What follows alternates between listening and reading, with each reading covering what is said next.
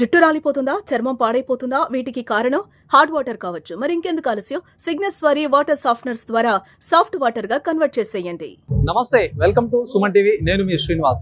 నిజామాబాద్ లో ఏదైతే వ్యవసాయానికి సంబంధించి వాళ్ళకి చాలా మటుకు ఏదైతే రైతులు అవగాహన కలిగించే విధంగా కొన్ని స్టాల్ ఏర్పాటు చేశారు. ముఖ్యంగా మనం ప్రస్తుతం మాట్లాడుకునేది ఏంటంటే న్యాచురల్ వ్యవసాయం. న్యాచురల్ వ్యవసాయంలో కూడా ఎన్ని పంటలు పండిస్తారు, ఎన్ని వెరైటీస్ కూడా వడ్లు అంటే విత్తనాలు సాగు చేస్తారని కూడా జాక్రన్పల్లి మండలంలో ఒక రైతు ఉన్నాడు. ఈ రైతు కూడా చాలా వెరైటీస్, మొత్తానికి దాదాపు 122 రకాల వడ్లని కూడా పండించి ఒక రాష్ట్రంలోనే అసలు ఈ నిజామాబాద్ కూడా తిరిగి చూసేలా చేశాడు. మనం ఇక్కడ స్టాల్ ఏర్పాటు చేశారు. ముఖ్యంగా స్టాల్ గురించి మాట్లాడదాం. స్టాల్లో కూడా ఇక్కడ ఉన్నటువంటి విత్తనాలకు సంబంధించినటువంటి షాంపులు చూడండి, రకరకాలైనటువంటి దీనికి సంబంధించిన వరికి సంబంధించినటువంటి విత్తనాల్ని ఈ విధంగా కూడా డెకరేట్ చేశారు.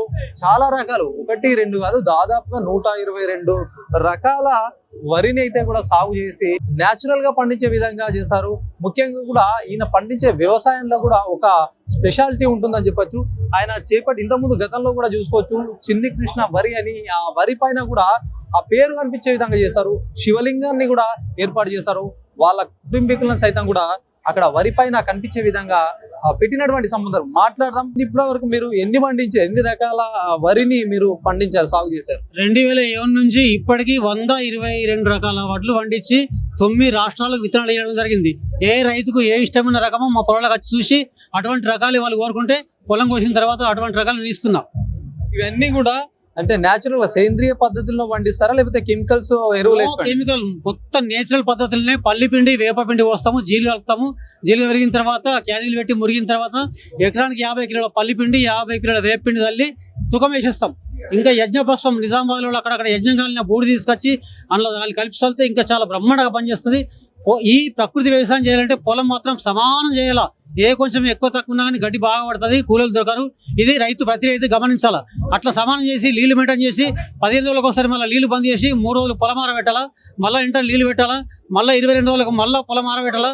అప్పుడు మొలక ఏం చేస్తుంది, అరే నాకు ఛాన్స్ ఇచ్చిన గడ్డి అంతా మొలుస్తుంది. మొలగానే మనం ఇంటర్ నిండా నీళ్ళు పెట్టాలా, అది అటే మురిగిపోతుంది. ఇంతే, అసలు గడ్డే పడది. గడ్డి వడకున్నా మనసులో పెట్టి ముందు పాతకాలంలో ఇట్లా కల్పిస్తుంటివి. అట్లా కల్పిస్తే ఏరు దిగి పొలం చాలా మంచిగా అవుతుంది. ఇట్లా మంచిగా అయిన తర్వాత పొలం వేసినాక 35 రోజులు 40 రోజులకు ఏం చేయాలా, ఒక 2 లీటర్ల ఆవు పాలు తీసుకొచ్చి ఆవు పాలను కుండలో తోడబెట్టి ఒక రాగి తుకుడంలో పడేయాల. 15 రోజులు పులియ పెట్టాల.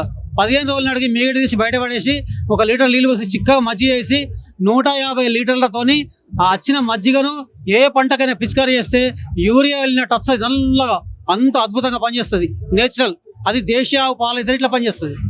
పోనీ ఏదైనా స్టెమ్ వార్ వచ్చింది మొగి తెగులు, అప్పుడు ఒక 100 గ్రాముల వేప గింజలు మేము రెడీగా ఇప్పుడు ఎండాకాలం మేరుకొని పెట్టుకుంటాం. ఆ 100 గింజల వేప గ్రాములను గ్రైండర్ పెట్టి సన్నం చేసి 1 లీటర్న్నర నీళ్ళల్లో ఒక కట్టెకి పేలుగా కట్టి ఆ నీళ్ళల్లో మధ్యలో ఆడిస్తాం. అట్లా 36 గంటలు అట్లా ఉన్న చేదంతా నీళ్ళు పీల్చుకుంటుంది. అప్పుడు 36 గంటలు ఇట్లా విండేసి మళ్ళీ దాన్ని 150 లీటర్ల నీళ్ళతోని 1 ఎకరా పంటకు పిచికారీ చేస్తే స్టెంబరో రానే రాదు, ఉన్నా మొత్తం గుడ్డంతా చేగుడ్డ అయిపోతుంది.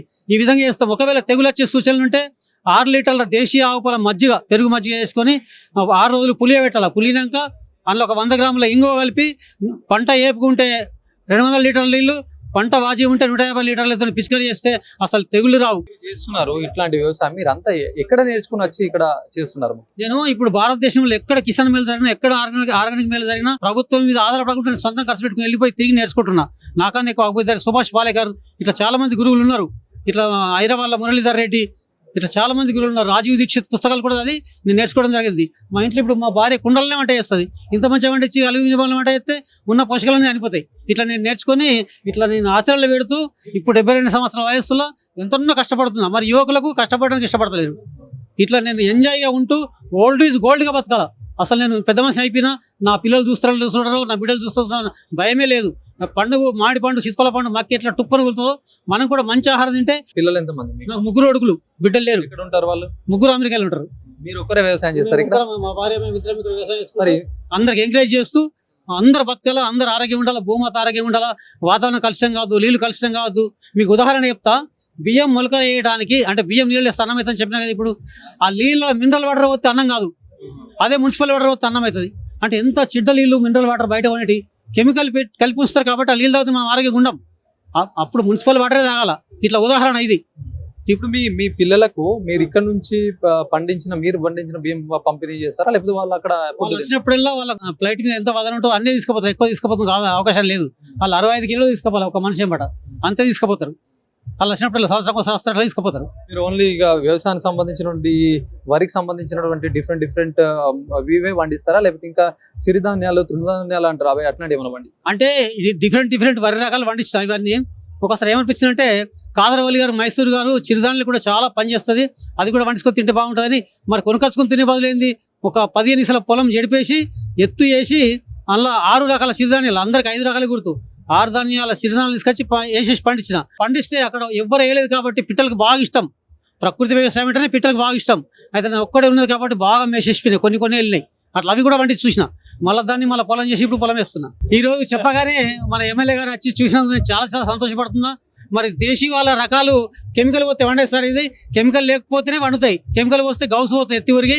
కాబట్టి దయచేసి రైతులందరూ అర్థం చేసుకుని దిగుబడి మంచిగా చేసుకుంటే స్వల్పకాలిక రకాలు 7-8 క్వింటాలు వెళ్తాయి, మధ్యకాలిక రకాలు 15 క్వింటాలు వెళ్తాయి, దీర్ఘకాలిక రకాలు 24 క్వింటాల దాకా వెళ్తాయి సార్. ఇవన్నీ కూడా అంటే మొత్తం అంటే నేచురల్ గా పండిస్తారు, మొత్తం నేచురల్ గా పండించిన విషయాలు చెప్తున్నాను. మరి కెమికల్ పోతే వండాయి ఇవి ఇట్లా దవాఖానలకు పోయే అవసరం రాదు, షుగర్ బీపీ రానే రాదు. ఎక్కడెక్కడ నుంచి సేకరించారు ఈ విత్తనాలన్నీ కూడా? భారతదేశంలో ఇప్పటికి 10,000 రకాలు ఉన్నాయి. నాకన్నా మంచి రైతులు కాపాడు ఉంచిర్రు. ఇట్లా ఎగ్జిబిషన్ పెట్టినప్పుడు వాళ్ళ స్టాల్ అమ్ముతారు 20 గ్రాములు 30 గ్రాములు అట్లా సేకరించి పండిస్తూ నేను ఆరోగ్యంగా అవుతున్నా. దాదాపు 9 రాష్ట్రాలకు 100 మంది రైతులకు విత్తనాలు ఇచ్చాను నేను. వాళ్ళందరూ దీన్ని ఆరోగ్యంగా తయారై నాకు మొక్కుతున్నారు, మీ దాగాలని మంచిగా ఉన్నది.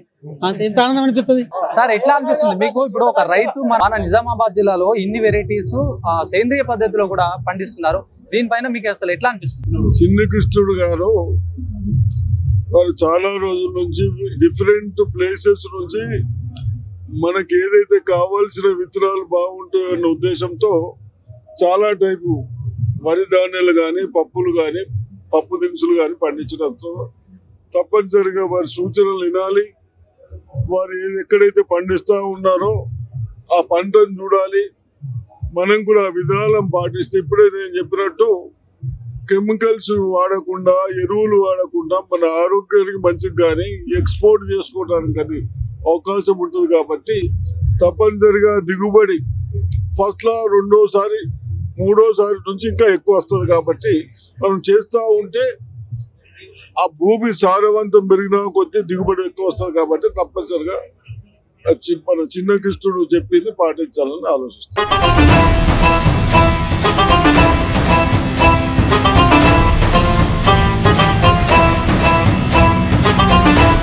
చూడొచ్చు, వ్యవసాయం చేయడానికి అనేక పద్ధతులు ఉన్నాయి. దీంట్లో సేంద్రియ వ్యవసాయం చాలా కష్టమైందని చెప్పొచ్చు, ఓపిక కావాలి. దీంతో వ్యవసాయం కనుక చేస్తే అద్భుతమైనటువంటి ఫలితాలు వస్తాయి. ముఖ్యంగా కూడా ఈ రోజు రైతులు కూడా చాలా మట్టుకు దీన్ని ఆచరణలోకి తీసుకువచ్చే విధంగా ఇక్కడ స్టాల్ ఏర్పాటు చేసి అవగాహన సైతం కల్పిస్తున్నారు. చాలా మంది రైతులు వస్తున్నారు, రైతులు కూడా వాళ్ళ ఒపీనియన్ కూడా తెలుసుకునే ప్రయత్నం చేద్దాము. ఎక్కడి నుంచి వచ్చారండి మీరు? మరి బీర్కూర్ మండలం కిష్టాపూర్ విలేజ్. ఎట్లా ఉంది ఇక్కడ స్టాల్? ముఖ్యంగా ఈ నేచురల్ వ్యవసాయం సంబంధించింది చూస్తున్నారా మీరు? చూస్తున్నామండి. ప్రభుత్వం ఇలా ఏర్పాటు చేయడం వల్ల అందరి రైతులకు చాలా ఉపయోగపడుతుంది. ఒకే వేదికపై అన్ని రకాల వ్యవసాయానికి సంబంధించిన పనిముట్లను అన్ని ఒకే వేదికపై పెట్టినందుకు ఫస్ట్ ప్రభుత్వానికి ధన్యవాదాలు తెలుపుతున్నాను. ఇలాంటివి చేయడం వల్ల రైతులకు ముందు అవగాహన వస్తుంది. అంటే ఎలా చేయాలా, అంటే అప్పటి వ్యవసాయానికి ఇప్పటికి వ్యవసాయానికి తేడా ఏంటంటే ఆధునిక పరికరాలు రావడం వల్ల అవి ప్రజల్లోకి తెలియనమాట. వాళ్ళని తెలియజేయడానికి ఈ వేదికగా మనకు వేదిక ఉపయోగపడుతుందని నేను భావిస్తున్నాను. మీరు వ్యవసాయం చేస్తారా లేకపోతే ఏమన్నా జాబ్ చేస్తారా? నేను వ్యవసాయం చేస్తానండి. నేను ఒక 25 ఎకరాలు వ్యవసాయం చేస్తా. అందులో నేను ఆధునీకరణ ఇప్పుడు డ్రోన్ వాడుతున్నా టెక్నాలజీగా.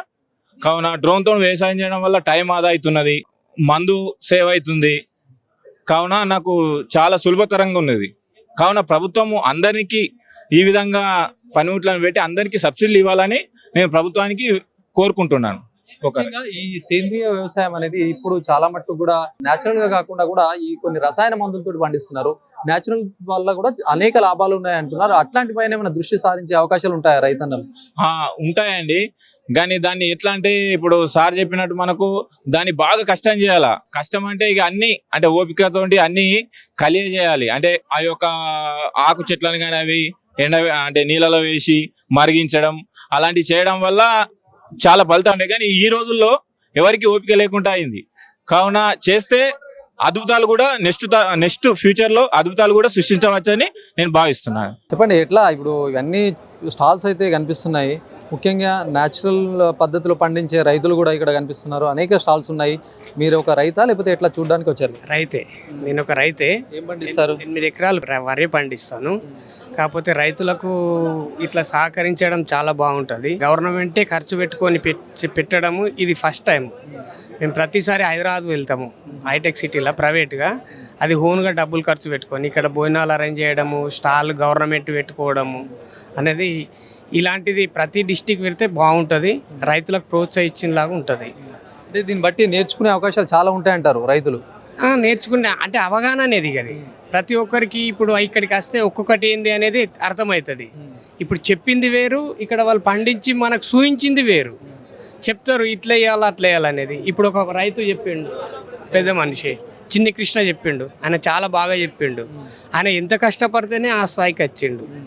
కాకపోతే రిస్క్ ఉంటుంది, బాగుంటుంది. చెప్పండి, ఎట్లా అనిపిస్తుంది మొత్తం ఇలాంటి స్టాల్స్ కానీ ఇవన్నీ? మీరు వ్యవసాయం చేస్తారా, ఏం చేస్తారు? వ్యవసాయం చేస్తాం, మంచిగా అనిపిస్తుంది. ఇట్లా మనకు చేయాలా, ఇట్లా చేసుకొని మనం కూడా హెల్తీగా ఆరోగ్యంగా ఉండాలా అనిపిస్తుంది. ఇప్పుడు అక్కడికి పోయిన తర్వాత వీటిని చూసినాం కదా, అవి చూసిన తర్వాత పెట్టుబడి బాగా పెట్టి అది సక్సెస్ అవుతుందో కాదో అనిపిస్తుంది. కానీ ఇది మనకు ఖచ్చితంగా సక్సెస్ అవుతుంది, ఎందుకంటే మన పూర్వం ఇదే చేసిర్రు, ఇవి తిన్నోళ్ళు ఆరోగ్యంగా ఉన్నారు. మనకు కూడా ఇప్పుడు ఇదే తినాలన్నది. కానీ మార్కెట్ జనరేషన్లో ఇవి పెడితే మనం లాస్ అవుతామేమో, అంటే దిగుబడి మనకు తగ్గిపోతుంది కదా. బయట అమ్ముకోవడానికి మనకి ఇప్పుడు మార్కెటింగ్ లేదు. మన ఇంటి కోసం 1 ఎకరం చేద్దాం, 1/2 ఎకరం చేద్దాము అని అంటే అదొక తీరు ఇదొక తీరు, 2 పద్ధతులు అంటే కష్టమవుతుంది. అందుకోసమని సక్సెస్ అవుతలేదు.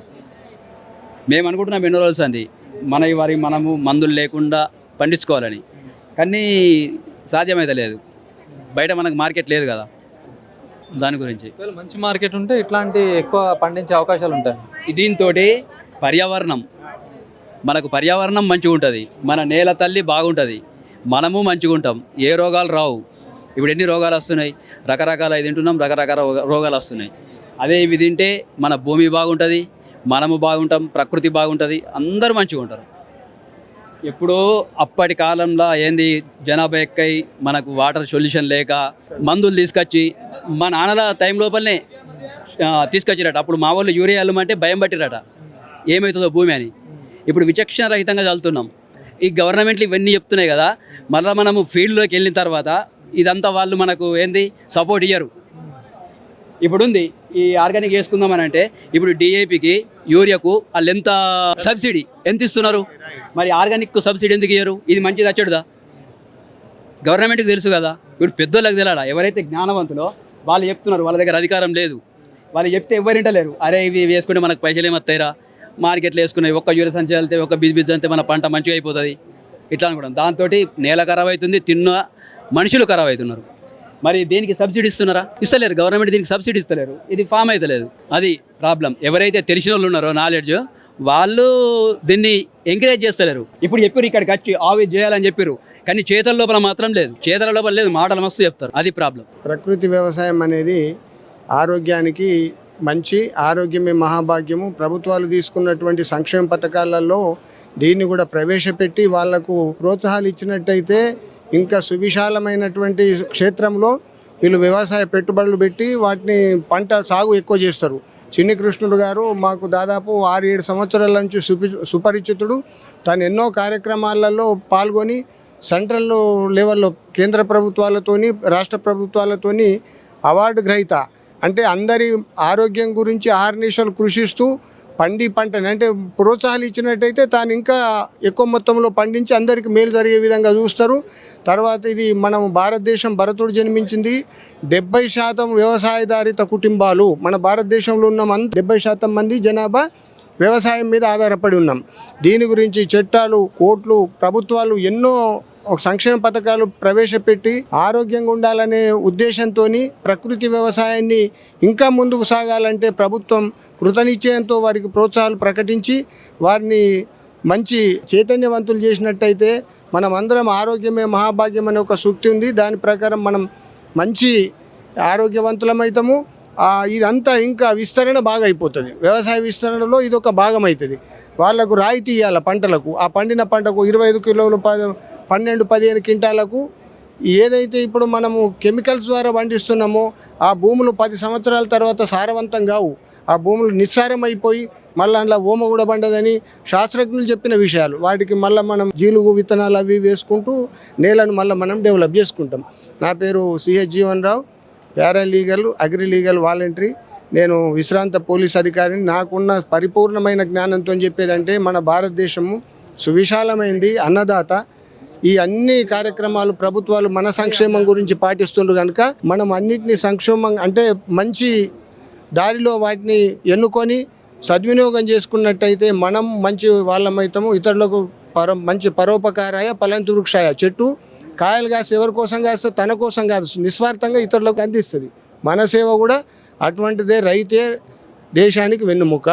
జై జవాన్ జై కిసాన్. ముఖ్యంగా వరి సాగు చేసే రైతులందరూ కూడా ఈ క్షేత్రాన్ని సందర్శించిన వాళ్ళ ఒపీనియన్ సంబంధించి కూడా న్యాచురల్గా పండించే అంటే సేంద్రియ పద్ధతితో పండించే పంటలు అయితే ఆరోగ్యంగా ఉంటాయని చెప్పి చాలా మటుకు చెప్తున్నారు. ఎందుకంటే ఆ సేంద్రియంగా పండిస్తున్నటువంటి పంటలకు కూడా దిగుబడి తక్కువ వస్తుంది. ఒక ఎకరానికి దాదాపుగా కూడా ఒక 15 నుంచి 20-25 వస్తే మహా అయిపోయినట్టుగా కూడా చెప్పొచ్చు. ఎందుకంటే అనేక రకాల న్యాచురల్ పద్ధతితోటి గో సేంద్రియంతో కావచ్చు, గో ఆధారిత కావచ్చు, మిగతా ఆ పేడ లాంటివి కొన్ని ఇట్లాంటివి యూజ్ చేసి కూడా వ్యవసాయం చేస్తారట. మొత్తానికి ఇక్కడ ఏదైతే చేస్తున్నటువంటి వ్యవసాయం సంబంధించి ఇక్కడ చిన్ని కృష్ణుడు ఈయన నిజామాబాద్ జిల్లాలో మొత్తం దాదాపు 122 రకాల వరికి సంబంధించినటువంటి విత్తనాలతో అద్భుతమైనటువంటి వ్యవసాయం చేసినటువంటి పరిస్థితి అని చెప్పొచ్చు. మొత్తం సేంద్రియ పద్ధతులు వాడి కూడా అనేక బెనిఫిట్స్ లభిస్తాయని చెప్పేసి అందరికీ తెలియజెప్పే ప్రయత్నంలో భాగంగా ఇక్కడ స్టాల్ పెట్టారు. ఈ స్టాల్కి సంబంధించి వివిధ జిల్లాల నుంచి వచ్చినటువంటి రైతులు సైతం కూడా హర్షం వ్యక్తం చేస్తున్నటువంటి పరిస్థితిగా చూడొచ్చు. కెమెరా పర్సన్ జగదీష్తో శ్రీనివాస్, సుమన్ టీవీ, నిజామాబాద్.